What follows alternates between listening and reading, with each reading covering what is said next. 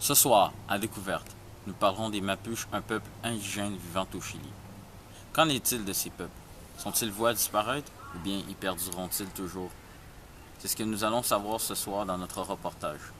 Allons donc suivre Jessica Brière et Tania Buntish qui sont en direct d'une forêt chilienne accompagnés de Colo Colo, chef Mapuche.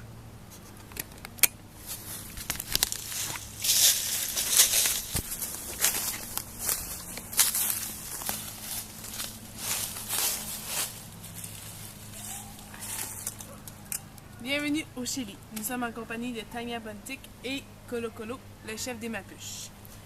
Comment allez-vous? Très bien, merci. Et vous? Bien, et vous? Merci, très bien.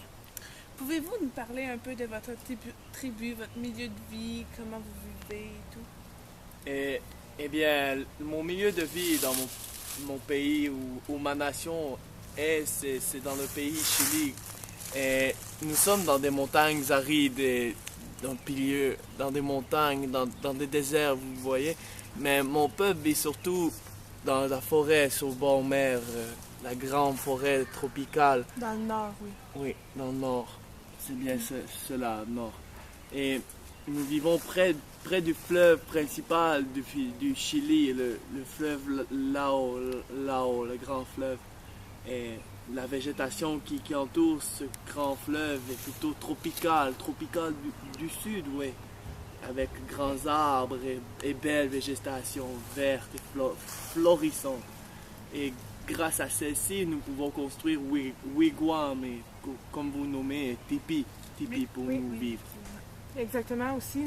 On sait que aussi il y a le climat très maritime, le climat polaire. On oublie toujours parfois de même de nommer le désertique ou bien le subtropical. C'est très présent, aussi très diversifié. C'est ce que vous avez au Chili. Puis je pense que vous vivez bien avec ça notamment. C'est pas un problème pour vous d'après moi. Vous, spécialiste des Mapuches, Oui. pouvez-vous nous parler de l'intégration, de l'assimilation avec le milieu social? Bien sûr. En fait, l'intégration, comment que ça s'est passé, ça a été fait par les Espagnols. Les Espagnols sont arrivés. Quand ils sont arrivés, ça a été très matriarcal. Parce qu'en fait, les Mapuches étaient sédentaires, non nomades. Ils étaient sédentaires. C'était beaucoup d'agriculture, beaucoup de pêche, beaucoup de chasse, d'élevage même. On n'avait pas beaucoup de cueillettes. Donc, c'est justement ça. Ça a été les Espagnols qui ont fait l'entrée des Mapuches. Ensuite, qui se soit arrivé, c'était beaucoup plus patriarcal. Le changement était beaucoup radical.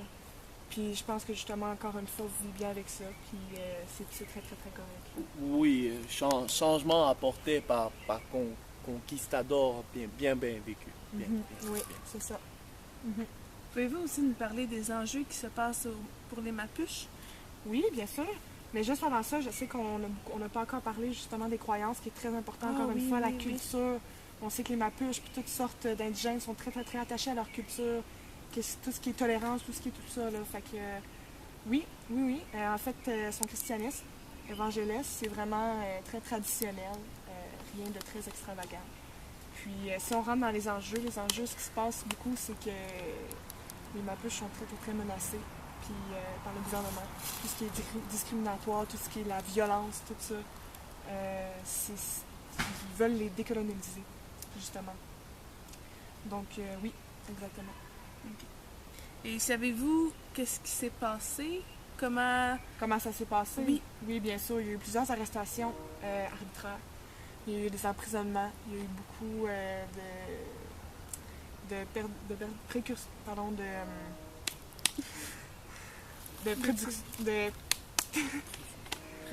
préjudice, oui, exactement, c'est ce que je cherchais. Donc, pardon, on est justement au Chili, il y a beaucoup de moches. Donc, on se fait beaucoup déconcentrer par ça. C'est pas toujours agréable. À la maison, vous êtes super bien, tant mieux pour vous dans le sofa et soit sur la chaise d'ordinateur.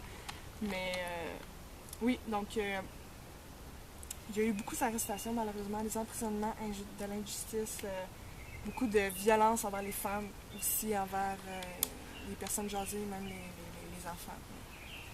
Et vous, comment avez-vous vécu ça?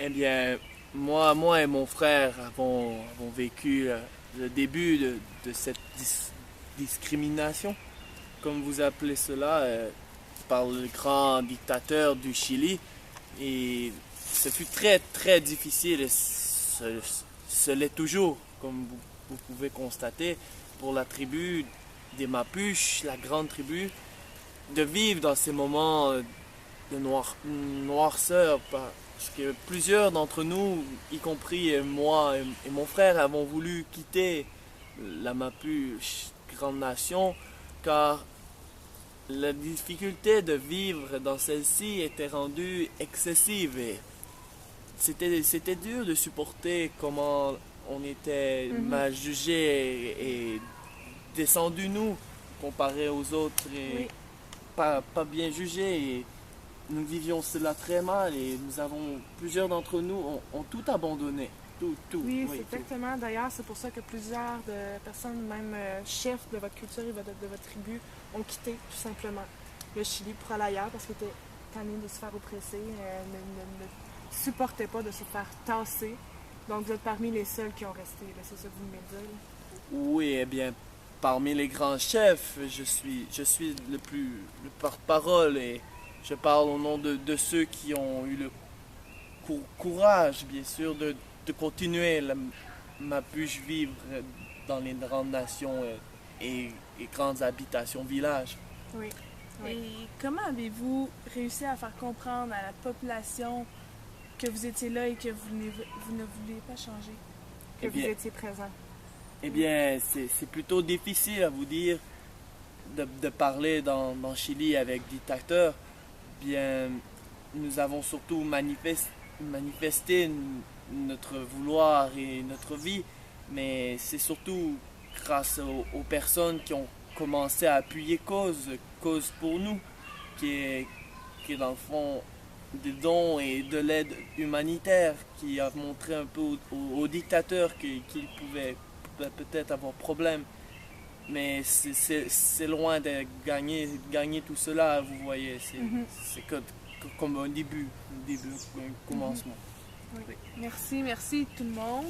Nous devons maintenant retourner en antenne au studio. Donc, à vous, Pacifique.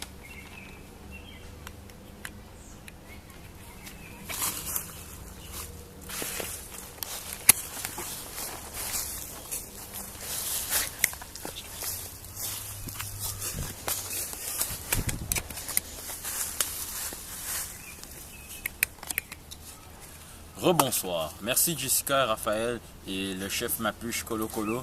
Cet entretien a été très enrichissant. J'espère qu'à la maison vous avez appris.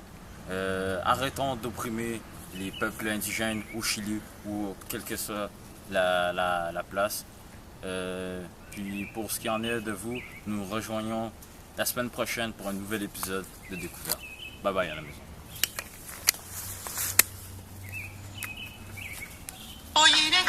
Boyine kanyan, pitu pinga, irumen mongen meru.